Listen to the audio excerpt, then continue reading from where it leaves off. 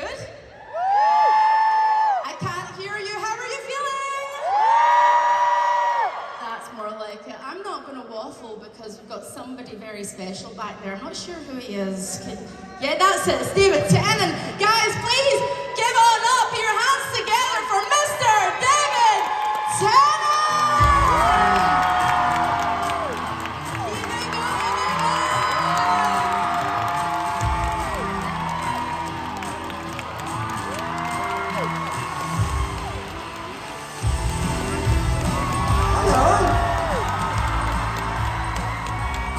See the back in this room, can you? Hello at the back.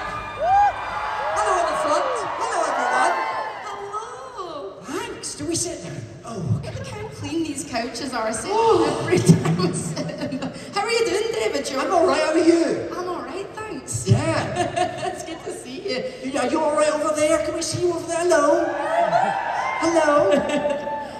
David, the last... Oh, we're on a big screen. That's fine. That's your big heat. Big heat on the screen. A big old heat. Your big napper. Aye. Last time I sat here, I think I was speaking to Michael Sheen. Oh, no. Was it awful? It was lovely. Did he drone on and on? He droned on and on about you. About me? Oh, that's all right then. He had a lot of lovely things to say about Well, you. that's all right then. He said when you first met, you clicked straight away. Did you feel the same way? I think that's probably true, yeah. Well, we first met on a film that we didn't really do anything on. Years ago. We never really got to know each other very well, and then we were cast together in Good Omens, and we just sort of happened at the read-through, really. We just started That's it. playing those characters, and it's been a lovely a gift that has kept on giving. I must ask you this, because when he said this, I thought one day if I speak to David, I've got to ask. Yeah. He said whenever there was a problem, Yeah. and you had to take the problem to somebody, Yeah. you would be the good guy and he would be the bad guy. You'd make him the bad guy. Is that true? I would make him the bad guy. Yeah, he said I felt like... Really? Is that... And David go, oh, no. You'd be like, oh. So what was that dynamic like? I don't know, I'd have to think about that. Is he telling on you? It sounds like it. Sounds like I'm being thrown under a bus there. I don't know. I think we complement each other very well. I love that. Does that work? I love that. Like how he threw you under the bus and you're like, no. No. Good cop, bad cop. No, I think we work as a team. Love that. That's what it is. Now, I had a question as a Scottish person. Okay. I moved to LA a year and a half ago. Okay. And I don't know if you find this, and for those who don't know, every time I speak to an American person, they go, oh my God, oh hi be lassie. Oh. Do they do that to you when when you first went over there and started working? Did they ape the accent? You get a lot of people going, oh, it's great to meet you. I'm Irish. Yes. You get that a lot. But no, I think the Celts tend to be welcomed in America. Yes. I guess there's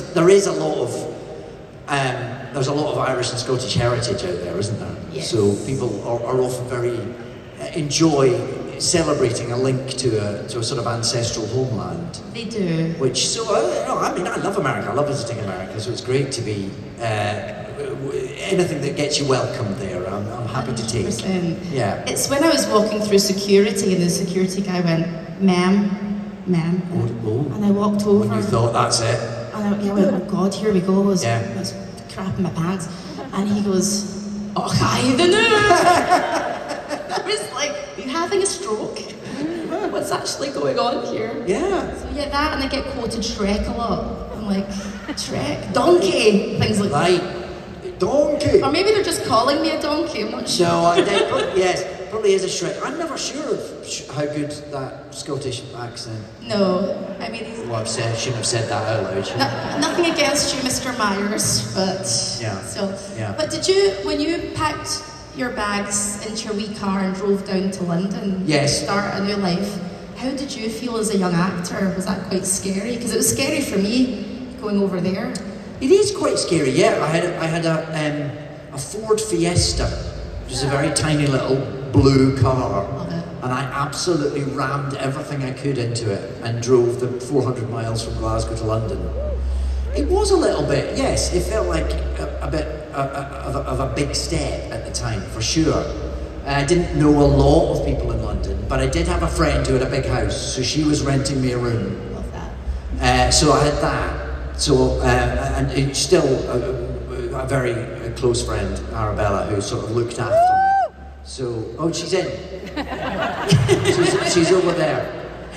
So she became my sort of, I don't know, London mentor, I suppose. So you need a bit of that. You need sort of like an anchor. Just because otherwise, you know, these big cities can feel big and scary. They can. Yeah. But what's scary, because you know, you go through life and you have so many different things that happen to you in your career, your personal life.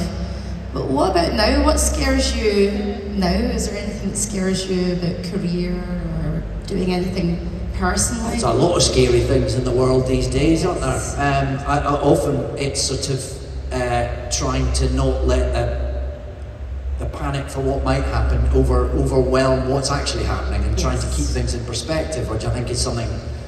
It's quite that can be a struggle these days. I think everyone's feeling that, you know, the world is in churn right now. There's a lot going on, and I think keeping things in perspective is something we all have to. Certainly, something I have to work very hard at, just to keep breathing and keep calm, because otherwise, I don't think fear is a very helpful engine. No, it's not. It's not at all. Well, I'm just a middle-aged cat lady, so that works for me. Okay. Okay. Well, all power to them. I moved to LA to be with my cat. That's the life I chose. Because there's a lot of people here, we're just going to go to fan questions. Okay. Now, so there's 2 mics. Oh, good luck. Here and here. But before we get to the mics, I do have a question from a lovely lady right there in blue at the front, because she couldn't get to the mic. Just give us a wave, Sarah. Oh, hello, hi. So the lovely Sarah over there. Sarah, hello. So, the lights have come up a bit. I can see you a bit more now. That's nice. There you go, Sarah. And I've written it down for Sarah. We had a chat. Sarah says, you've done a variety of roles through your career, but is there a character you'd like to bring to life from a piece of work that you've enjoyed? You mean that I haven't done yet? Oh, well, there is, but I don't, and just in case it happens, I don't want to, there's something we're working on right now that hopefully, that will come to fruition and will answer your question. But it's too soon to say. Okay. So hopefully I have an answer to your question. I just can't give it to you now, Sarah.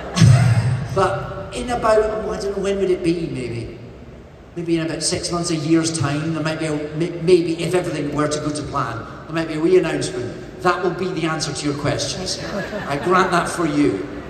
And I've got a question from Carol, Sarah's mum. Just sit. All right, Sarah's mum, Carol. Hello, the whole family's out, you guys. Excellent. Carol says, have you got an answer to a question that you've never been asked? Oof. Have I got an answer to a question I've never been asked? That's like a puzzle, that question. So I've never been asked the question, you just want an answer to it. Okay, the answer to the question I've ever been asked is green. There you go. Make of that what you will. Yeah. We'll have to retrofit what the question is to that. Good luck. Let's choose a side. Do you want to start left or right, David? I always go to the left. Okay, let's go to the left. What's your name and question? Hi, I'm Philippa. Hi, Philippa. My brother got a weird book for Christmas, the Pointless book, based on a TV show, and it said, it wants to definitively answer, who's the best doctor? And it said, the best doctor is whoever the doctor was when you were 10, or David Tennant. I think it's accurate. Do you think it's accurate? I could not possibly comment. I think it's an interesting point, isn't it? That it's one of these shows that kind of imprints on you as a child, and if it gets its hooks into you, like it did to me as a child, it doesn't really let go. And there's something about that being caught up in the magic of those stories. When it first grabs you, when it first takes you on journey through time and space that does live with you forever. Doesn't mean you can't enjoy all the Doctors at all times, though. I am not going to express a preference on anyone. Well, You're very welcome to. well, I was. That big man's You were the Doctor. So Okay. Bit biased. Well, thank you very much. Thanks. You might hear over here, name and question. Hi, I'm Merlin. Hi, Marilyn. My question is, do you think mostly in words or mostly in images? This is a big debate in our house. Because some people in our house very much think in images, and some people in our house can't think in images. What is it? Wait, because apparently we don't all have the same relationship. Georgia says she has aphantasia. And Well, there you go, yeah. Yeah, what you just said. So it's interesting. I think I'm a bit of both, though. I don't think could I'm you one or give the a other. percentage?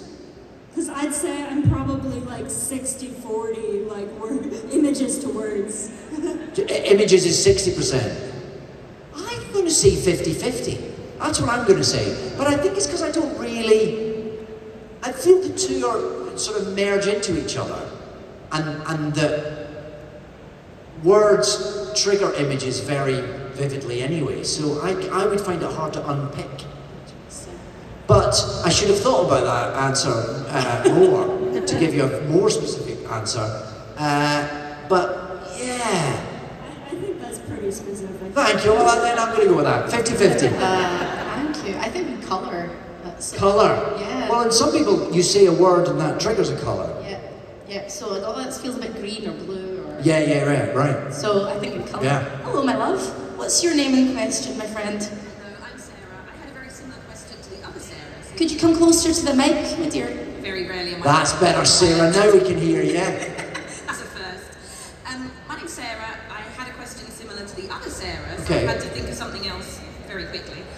If you could have any doctor, any villain, and any assistant in an episode, who would they be? And would it be past or future?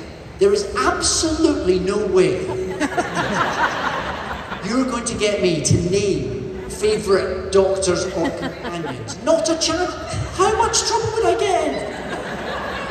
Just what would you think? It will be taken as a favourite and I will be in trouble. I cannot express a preference even in whimsy. Past or future? That one's not as going to get you as much trouble with people. Yeah, it is. Yeah, it definitely is. I don't even know how to form a sentence without getting myself in trouble. So I'm going to say that I cannot answer that, Sarah. What would yours be? Here you go, I'll turn it back on you. You? Thank you, correct answer. Standard. Elfie knows it's really hard. See, it's not even easy. You just fire these questions out. Do you think in words or pictures? Which doctor would you choose? None of this is easy. Good luck, David. Good luck. Yeah. Sarah, don't start with. What is the answer to the question that hasn't been asked yet? I don't know. I say your fans are very intellectual. Well, clearly. And it's very early on a Saturday morning. That's fair. I've not had coffee yet. Thank you, David. I don't want to get you into trouble. Well, and you've managed to sidestep the question yourself, Sarah, just like I did. So well done. Congratulations. Jeez, oh, David. Should we talk about your mother next? Should we do a bit of therapy? Well, at least I might know the answer to that. Hello, friend. What's your name? Hi, my name is Noelle. Hello, Noelle. Hi, I'm a master's acting student at RCS, actually. Oh, great! Congratulations. Thank you. I have a two-part question. It's not that deep. Is it not? It's not Okay, I'm that gonna lie down. deep. So the first part of my kind of question is I want you to have my favorite hat. You want me to have it? Yeah. Okay. What does it say on it? Come on up. Round of applause for the hat, you guys. It says, "Oh no, it's me again." Why is that your favorite hat? Wear it everywhere. I want you to have it. You want me to wear it everywhere now? Yeah, sure. It's very lovely. Are you sure you want to give it away? Yeah, I bought myself another one. Oh, okay. Then I can take it. What's the second part of your question? The second part is I challenge you to a baby cry-off.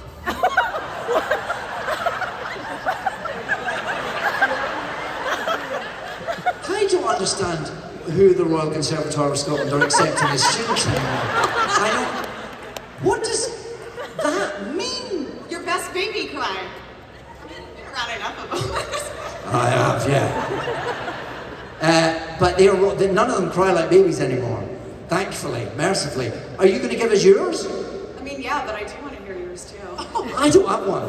I don't think I can do this. Come on, do But we all want to hear yours, right? Come on, Noel. Let's give it.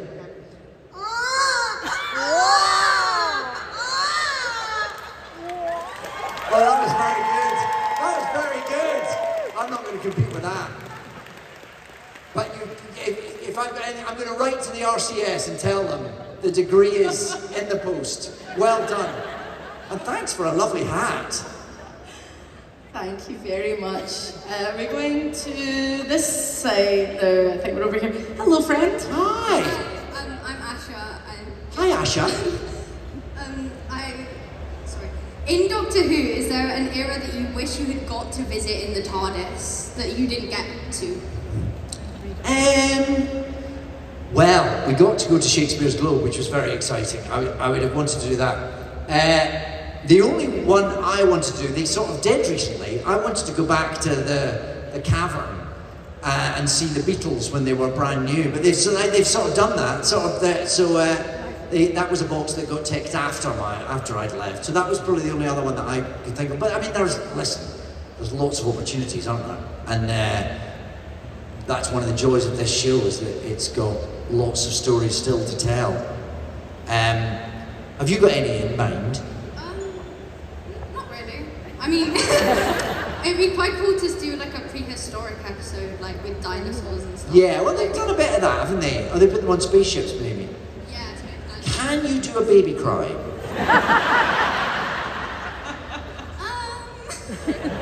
I mean, I haven't been around enough to know what they really sound like. We don't know if Noelle's been around. It's just like a skill. Oh!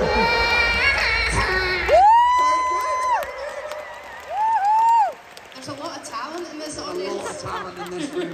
I don't know that any of it's any use to any of us, but it's very good to hear. Thank you. Thank you. Over here, what's your name? Hi, my name is Charlotte. And, Hi, Charlotte. Hi. My question is, out of any character you've ever played, who's the snappiest dresser? And did you get to keep any parts of the costume? Or would you want to have seen? Snappiest dresser. Ooh, that's a good question. Let me think. I did quite like Phileas Fogg's outfits in Around the World in 80 Days. They were beautifully made as well. Kate Carrot was a costume designer on that, and they were just so immaculately put together. They were so perfect. They fitted me very lovely, very perfectly. I was very pleased with them. I didn't get to keep any of them. But then, to be fair, I probably wouldn't be wearing them down the high street, would I? That would be quite a bold choice. I know that the costume designer for Jessica Jones, when I was on it, went round every sort of high-end suit store in Manhattan and bought every nice purple suit that they had.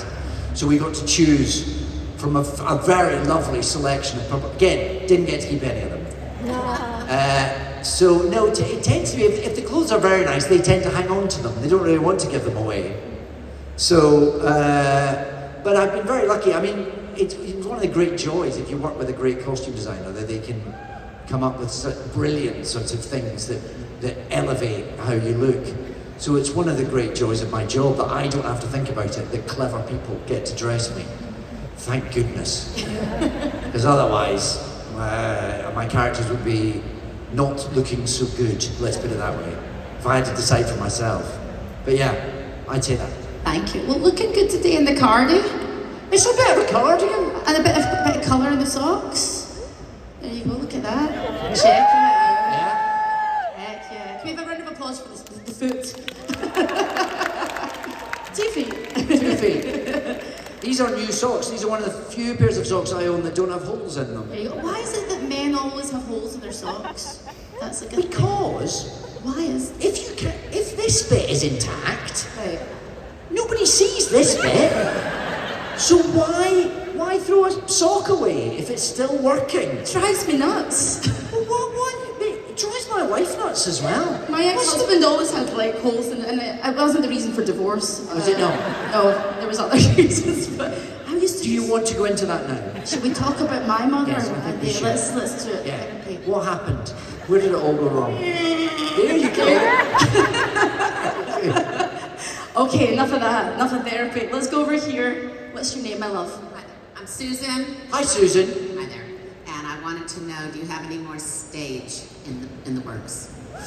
Well, stage was so particular to the global pandemic that we all lived No, through. I'm sorry. I meant theater. Oh, I see. Do you have are you planning another play? I'm always sort of thinking about it, but I'm not. I've got none in the diary, as it were. So I don't. There's always, possibilities and conversations and hope, but I don't have any planned right now. I can't announce any tickets going on sale right now. That'd be good, wouldn't it? That'd be quite a good place to do it. There's lots of people there. Absolutely. But no, not yet. But you'll be amongst the first to know. I hope so. You did it last time. You did announce it in New York. Yeah, I know, not this time. Okay. Thank, All right. Thank you. thank you, my dear. Hello, friend. What's your name? My name's Damien. Hello. I was wondering, what was your favourite episode to film of Doctor Who? Yeah.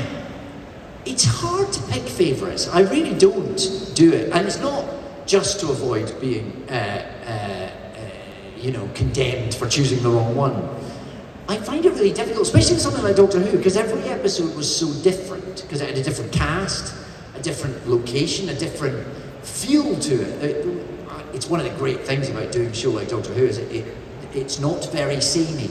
It changes every couple of weeks. It's an entirely different set of circumstances, set of people to work with, a different type of story. So it feels weird to choose favourites because they were all very individual, and I remember them all very vividly and very differently, and very fondly. So I don't think I do have a favourite. I suppose it was always nice when old friends would return. That was just to get to see people again. So I suppose the moments when the cast would sort of come together, from a personal point of view, I remember them particularly fondly. But I don't have an individual favourite. It's one of those shows that I remember. I have so many happy memories of it, and they're all so different and vivid and clear that it feels like it would be disloyal to single anyone out, I think.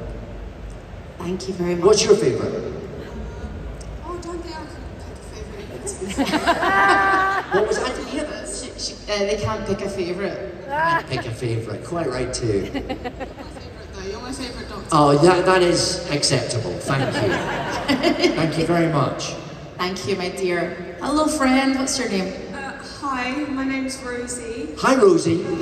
And I saw you in Macbeth in December. Oh, thank you for coming. And you were really cool, and I love that play so much. And I was wondering if there's another Shakespeare play that you'd like to do but haven't gotten the opportunity to do yet. Oh, there's loads of them. Yeah, there's loads of them. I'd love to do Iago in Othello. I think that's such a great play. Brilliant. Yes, round of applause for a 400-year-old play. Excellent. I love that. But then I'd also quite like to be in Midsummer Night's Dream. And I don't even know which part I'd like to play. I just love that play so much. And then, I don't know, what else? Measure for Measure's pretty great. I think Angela's a really great, complicated part in Measure for Measure.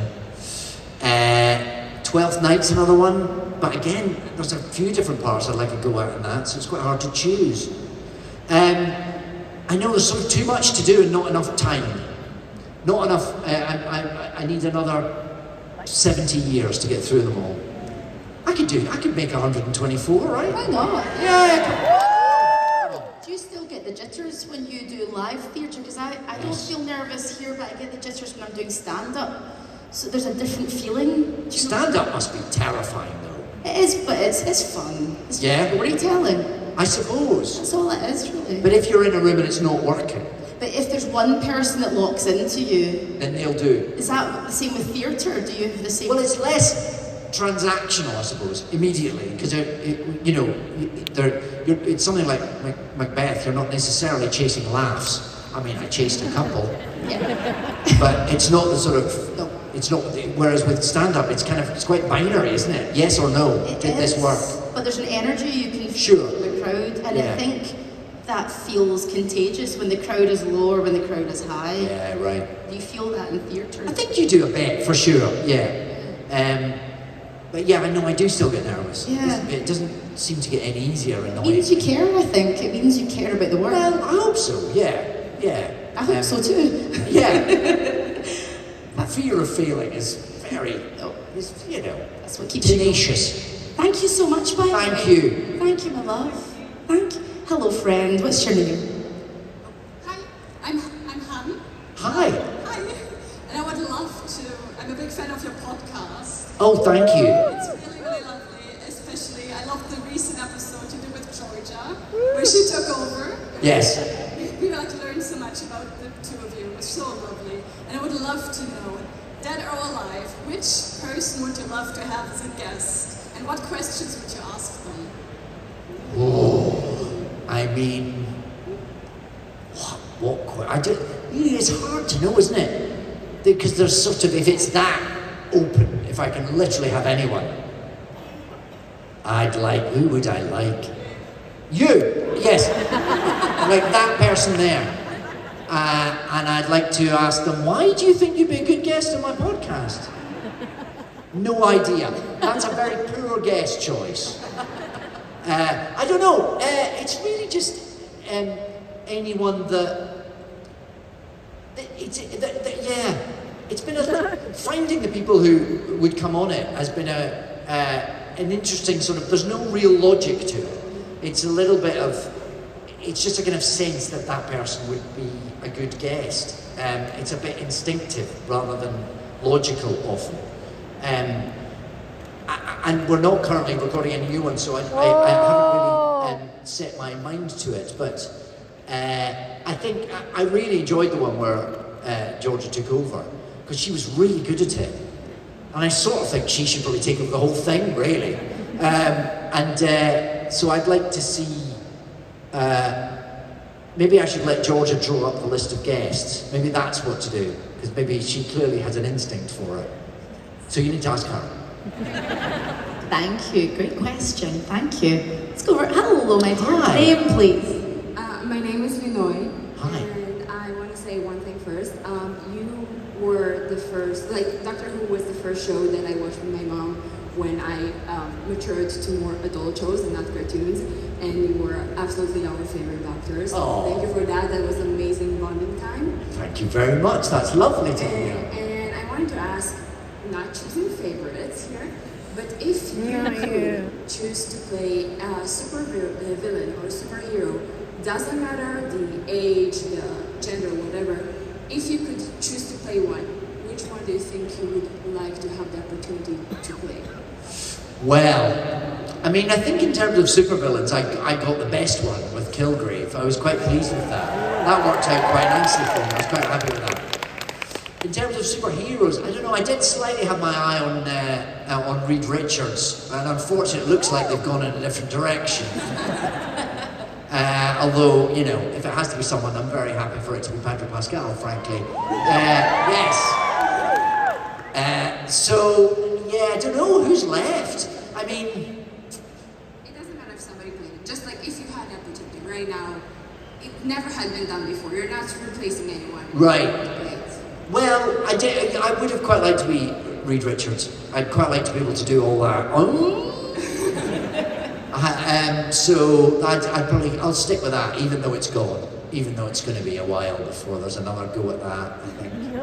Unfortunately. Thank you so much. Thank you.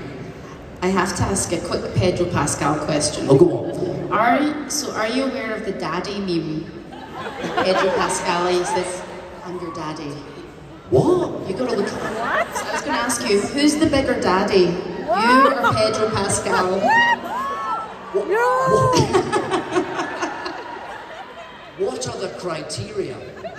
Hey, it's a mystery to me. Oh, okay. Oh, I mean, it will definitely be him.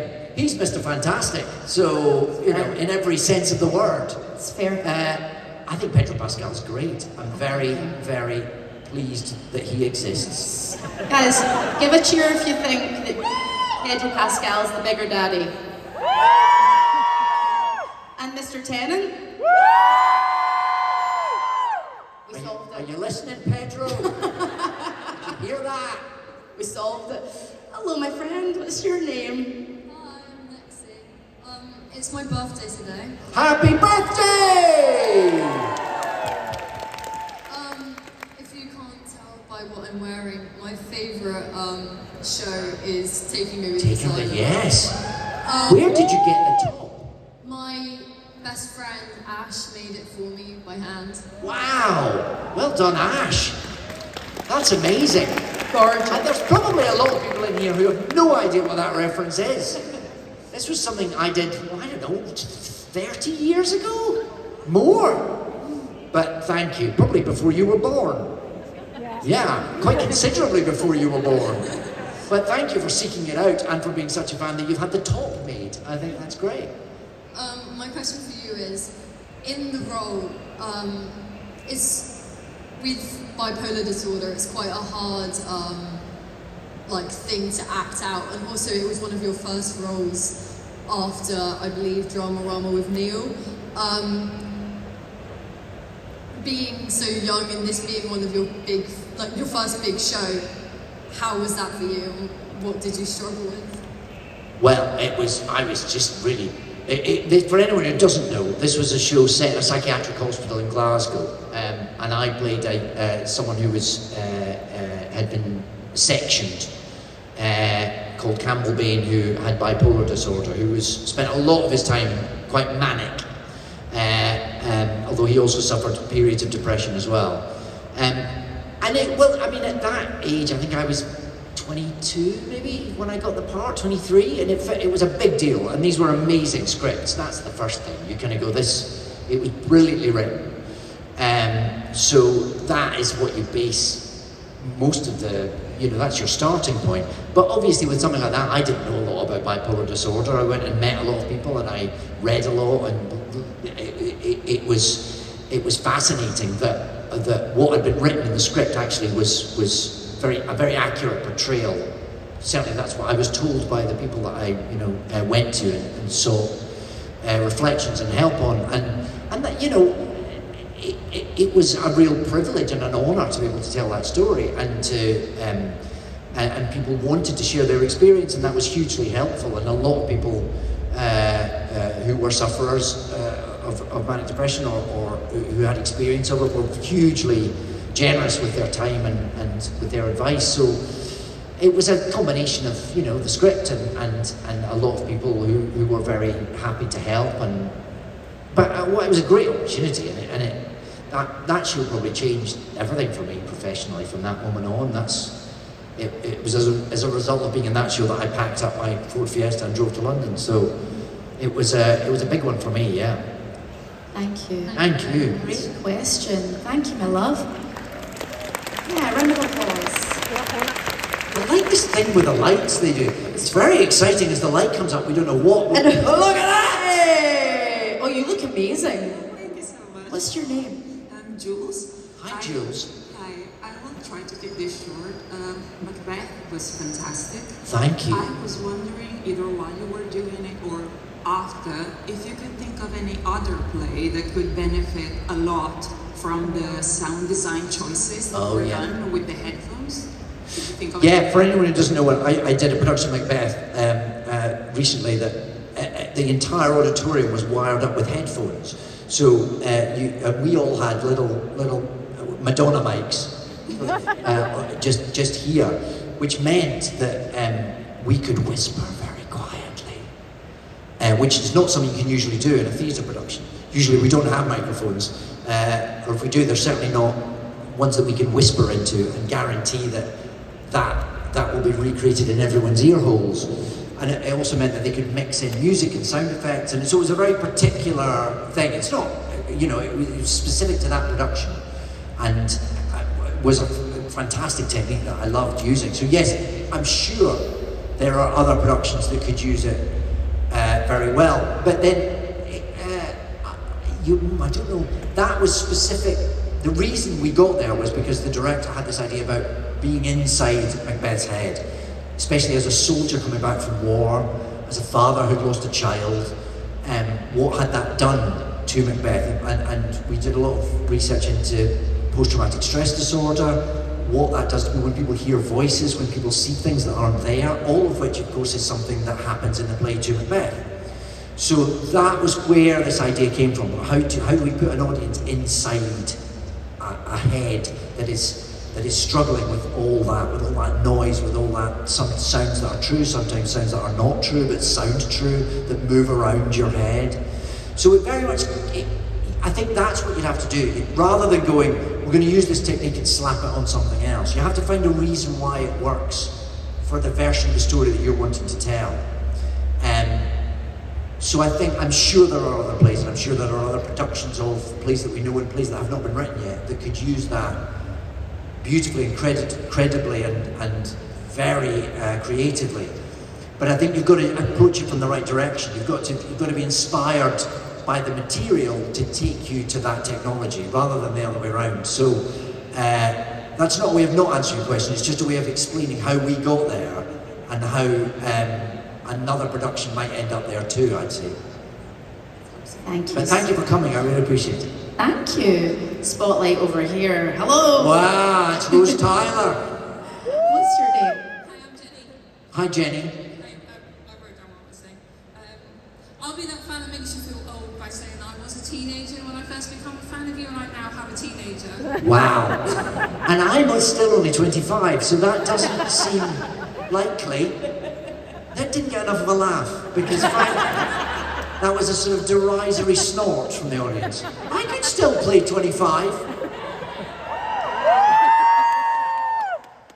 Sorry. Can you just be a wee bit closer to the microphone, because I'm getting deaf, I think. Doctor Who was a fairly big part of my late teens and early 20s, but my kids don't like Doctor Who. Oh. But, because you did so many children's programmes, I got my little fix through that. Okay. So, my favourite character, we went back to the Doctor's house, yeah. And, what was the last one? Yeah. I've lost where I was. Oh, you read stories to my girls because they loved How to Train Your Dragon. Oh, yes. So while I'm putting my toddlers to bed, you're reading them a bedtime story. I like to be of service. Because I had to make arrangements for my kids before I could commit to go here, I missed being able to meet you, but I made you something. Can I run down and give it to you? Oh, sure, yes. Round of applause. I've been told it's not vegan. It's beautiful. Look at that, everyone. Get in the light. Focus. That is you made this. It's the arms and things, so you can move it around. Oh, it's an action figure. It's a crocheted action figure. Crochet you. This is a whole new brand. This is fantastic. Look, you've even got the pinstripes on there. How long did it take? Just over a week. That just took you a week? Last night. I finished it last night. This is very impressive. A round of applause for Jenny. Wow. Thank you. Thank you very much. That's very kind. Thank you for being my doctor as well, so. You're very welcome. You're really very welcome. And I'm sorry that your kids don't understand. So broad that they did understand, like, you can be a fan of you and not have to like Doctor Who. That is also true. Thank you for pointing that out. I just recorded a new How to Train Your Dragon book this week. So you can keep them going. Thank you, Jenny. Thank you very much. Thank you for this. Thank you so much. Look at that, look. I mean, look. It's missing the colourful socks. That's what I would say. Yeah, but it's got its... It's gorgeous. You're so talented. I know, look at that. And it's amazing. And it's posable. Wonderful. Oh my God, is he all right there? Sit there. It's a little big. Oh my God, I love it. Thank you. Oh no, it's me again. Look at that. Gorgeous. There you go. The likeness is incredible. It is. It's incredible, especially up close. I can't tell who I'm talking Can't to. really tell which is which. Thank you. We've got time for 2 more questions. So we're going to take one from the left and one from the right. So this is the last one on the left. Hi. Hello, what's your name? I'm Katie. Hi, Katie. I don't think my crochet skills are that good. I mean, whose are? Only Jenny's. We were wondering, when you're preparing for a role, is there a difference in the way you prepare for something that's sci-fi or fantasy based in comparison to something that's more real world based in both the role and sort of anticipating potentially a big fandom? Well, I suppose there's a very practical consideration. If it's something from some sort of fantasy world, there's not a lot of research you can do. I mean, there might be a source material you can read, and there might be a creator you can talk to, but that's different from, for instance, playing a real person even. Then there's a lot of stuff that you want to make sure you're addressing and getting right, and making decisions about what has to be accurate and what can be interpreted artistically. So that's a different process for sure. So yes, I guess there's a very sort of obvious practicality. But then if it's something, whether it's from a source material or a new piece of work, if it's set in a different time period, you want to make sure you're getting all that right. So yes, it's very specific to what it is, but obviously yes, there's a big difference. If I'm playing Abraham Lincoln, there's a lot of things I can make sure I'm trying to get right, whereas if I'm playing Commander Zog from the 51st century, more of that is probably left to my imagination, I guess. Yeah. Thank you so much, my love. Thank you. Last question. Hello, friend. What's your name? Hi, I'm Jax. Hi, Jax. I first saw you in Casanova, and Oh yeah, big up the Casanova posse in. and then you got the Doctor Who role, and I'm going to embarrass myself a little bit here because I didn't know anything about you. I thought your Giacomo and Doctor Who accent was your natural accent. Yeah, no, sure. So I was incredibly impressed by your Scottish accent. I know, isn't it good? I have been keeping this up for years now. And so my question is actually, given that you've played a lot of roles where you haven't done your natural accent, and also that you've been living in London for a long time, I was wondering if you thought that your natural accent had actually sort of mellowed or changed slightly, or sound different to what you were a little kid? Not that anybody can really... Yeah, I don't feel like it's changed at all. But my wife will tell me if I'm around Scottish people, she starts to not be able to understand me anymore.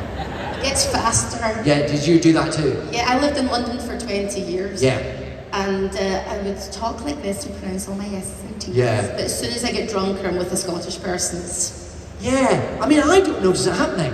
In my head, I'm just being very consistent, but apparently I will give in to a Scottish accent if there's one nearby. It's amazing that you can understand either of I us. know. Although I'm being terribly polite. Yes, we are being quite polite. Being very polite right now. This is their posh accent. But I'm actually really glad, David, that they've actually found us out. Yes. We don't have to mask anymore. I know, it would be nice to drop it. Totally, God. Yeah, so apparently I have. I don't feel like I have, but apparently I have. The only thing I consciously changed was yogurt. Do you not say yogurt? I used to say yogurt. Really? And it felt, well, because that's what you say in Scotland, you say yogurt. I know. I just sort of, over the years, I decided to make a conscious decision to go to yogurt. Yogurt. See, I see in America now, I can't say bottle of water. I've got to say bottle of water. Bottle of water. Or else they go, what was that, ma'am? Yeah. Bottle of water. Yeah. Or Atlanta. Well, if I have to spell my name on the telephone, I have to, the final A, I have to say in an English accent. So I go Tennant, because otherwise they hear Tennant. They think it's another E. Yeah. So there are certain things that I suppose I have had to knock the edges off my accent so the Sassenachs can understand me. God's sake, man. Yeah. What are they like? I don't know. God, what are they bloody like, man? It's awful, isn't it? They're after heats. Ah. Thank you for that lovely question. Thank you. Thank Good question. Before we wrap the panel, I just wanted to say thank you to the fans. Fan questions, round of applause. I wanted to do one wee thing, David, and then we're going to do a stage selfie, if that's okay. Oh, right. Because there was a lot of chat about baby cries. Oh, yes. Don't worry, I'm not going to get you to. Nope, not doing it. I want you guys to do it as a group. So in 3, 2, 1, I want you all to wail like you've never wailed before. You want to count this down? 3, 2, 1.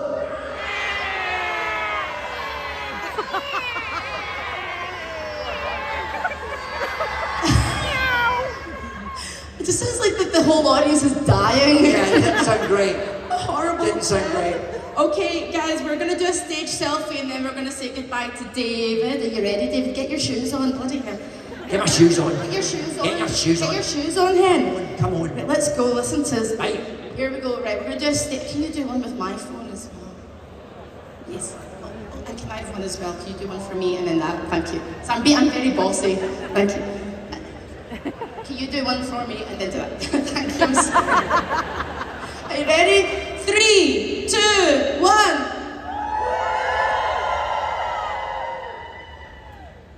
All right, again. 3, 2, 1. You want me to do it again? Sure. Okay, we're gonna do another one. You ready?